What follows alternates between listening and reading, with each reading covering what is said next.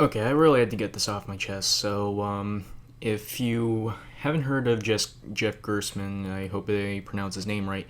He was the guy who got fired for his review of Kane and Lynch Dead Men back in the time where was endorsing that game, and because of that bad review or average review, he gave it a 6 out of 10 if I remember it correctly. And for that review, he got fired because of his honest opinion, and since the company that they were endorsing didn't like that, he got fired. So he reviewed Fallout 4, and he was honest. He gave the console versions a 3 out of 5, and the PC version a 4 out of 5, which makes sense because on PC it runs better, and not only that, you have mods, so it has a lot of long-term replayability. So after that review, during Rooster Teeth bitched and moaned about this review, and yeah, during their podcast they said they had a bone to pick with him. Let's watch the clip.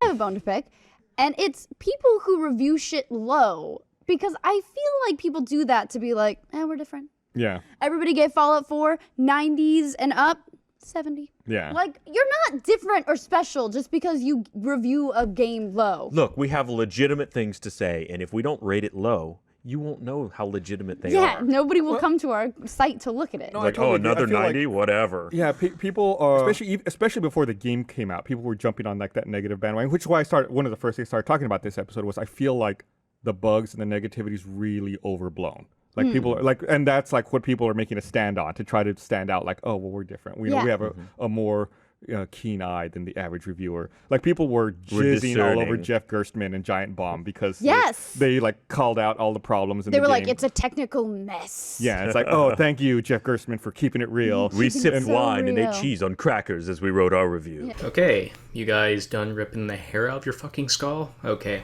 I'll say what I'm going to say of what I think of this. First off, Jeff Gerstmann did not give a negative review just to garner attention. He just said his overall opinion on the game, and I've read his review, and it's very sound. Because it's not just the bugs, because if it was just the bugs, then yeah, I would agree, I guess, because it's not really much to stand on, because with any sandbox game, bugs at launch are expected. But it wasn't just the bugs. It was many design choices and many aspects from Fallout 3 New Vegas that were taken out of Fallout 4. And many RPG elements have been toned down. So, because of that, it's become more mainstream and become more of an action shooter than an RPG. Well, Fallout 3 New Vegas kind of had a very good balance of both a shooter and an RPG. Now it's gone full action.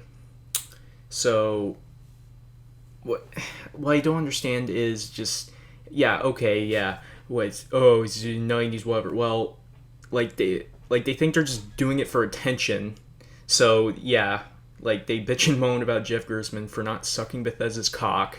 And the thing is, though, what I don't get is just, as you see in the clip there, you're just zooming in on the fucking Pip-Boy there. That just goes to show how legit of a journalist you are. I mean, a journalist trying to be honest about his opinion about a game, oh, well, fuck you. It doesn't matter. You're no real journalist. You're just a fucking overly cynical, like, hater on a fucking bandwagon. Like, seriously, fuck you. It just shows how much of a joke of a, like, you're just a fucking joke of a journalist. Like, really? Like, seriously, fuck Rooster Teeth, man. Seriously, they're a joke. Like, they pretty much, in my mind, cement them as a fucking joke, as journalists. Anyway, my name is Traj, and I will see you in the next news vid. Peace.